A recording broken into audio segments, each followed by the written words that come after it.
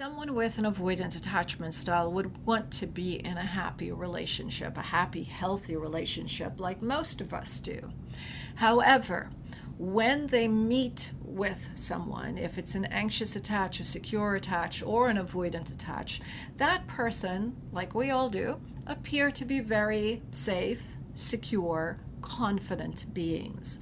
When we start to date someone new, we don't let them know about our insecurities. We're not demanding, we're not clingy, we're not needy individuals. We're showing up in the best version of ourselves because we are not yet triggered by this person. We don't have our feelings involved. We're not emotionally invested in this relationship. We have given ourselves enough space and time to recognize that this is a brand new human being and we're showing up as the best versions of ourselves. Even if we're talking about our past relationships, hardly do we ever put ourselves in a bad light. Now, the avoidant attached is seeing us as a secure, confident individual, just as we are seeing them. We feel as though it's safe enough to start letting our guards down as time goes by. Now, yes, in the beginning of relationships, we want to see each other more and more, especially if we like the person. So we're sacrificing our time with our jobs, we're sacrificing time with friends, we're even working through, if we've got children, we're trying to accommodate this new relationship because it feels good to be in the company of the other person. However, as we get to know this person, we start to relax and feel safe. We start to feel as though, you know what, this person's there, this person knows that I like them.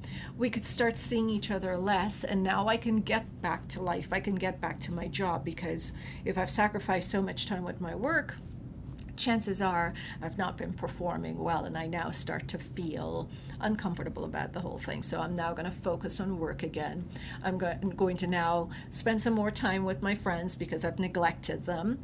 I am now going to spend a little more time with my children because they're important. Now, when that happens, when the avoidant attached person does that, the anxious attach starts to feel as though this person's pulling away, which is not necessarily the case. It's just generally the fear of the anxious attach that they're going to lose their partner. They want or need that constant validation that they are loved and their partner is not going to leave them, reject them, or abandon them. Now, the anxious attached person or a secure attached person may communicate their fears. They may ask a question like, how is it we're not spending as much time as we used to before? Why aren't you making plans like you used to? Why don't you text me as often as you used to?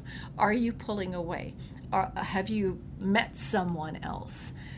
And all of these insecurities will be posed in a question that will almost confuse the avoidant. Now the avoidant is wondering, where did that confident, secure person I met go? Why isn't this person sure or secure enough in how I feel about them?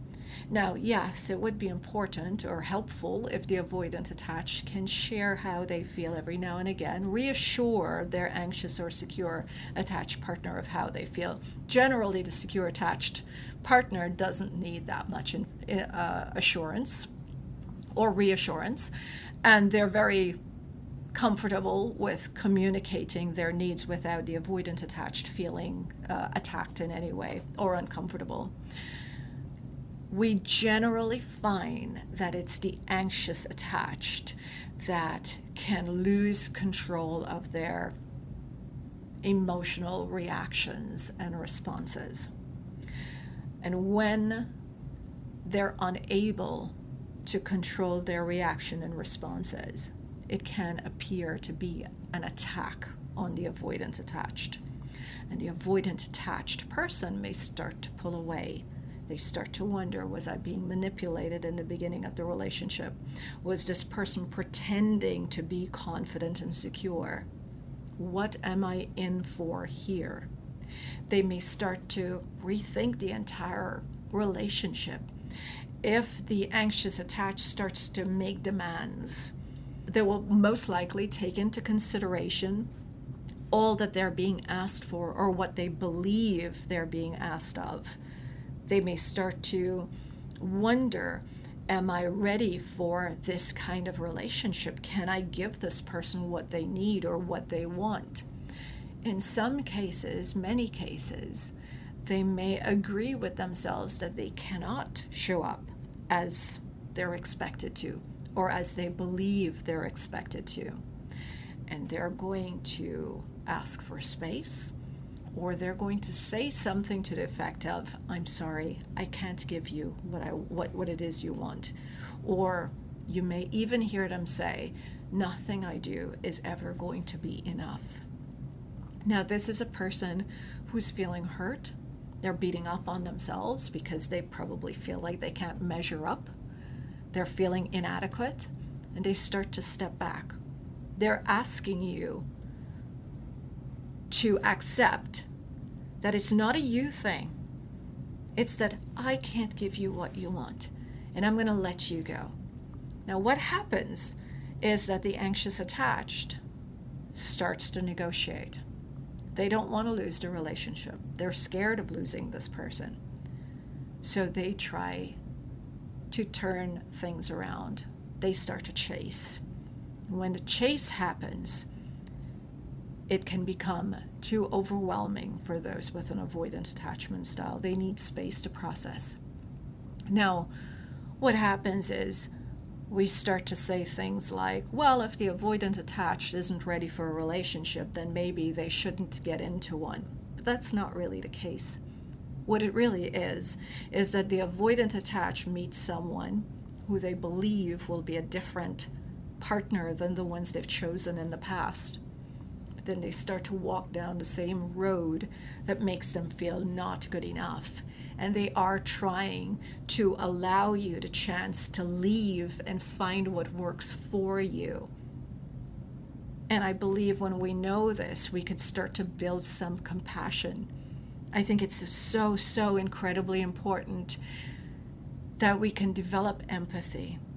But you also get to set your boundaries. You get to say, yes, this is the person I met in the beginning. Yes, this is the person I really liked and I fell in love with.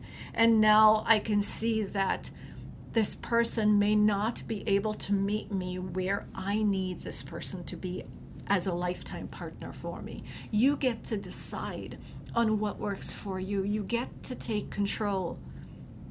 Accept the person for who they are. Listen to what they're saying. Don't try to change them. This is the reality of it, not what I imagine it to be. And choose, can you accept this person for who they are and what they could bring to the relationship?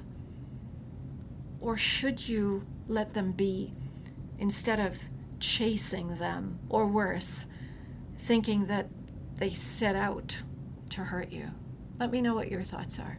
And if this has been helpful, share it. Thank you.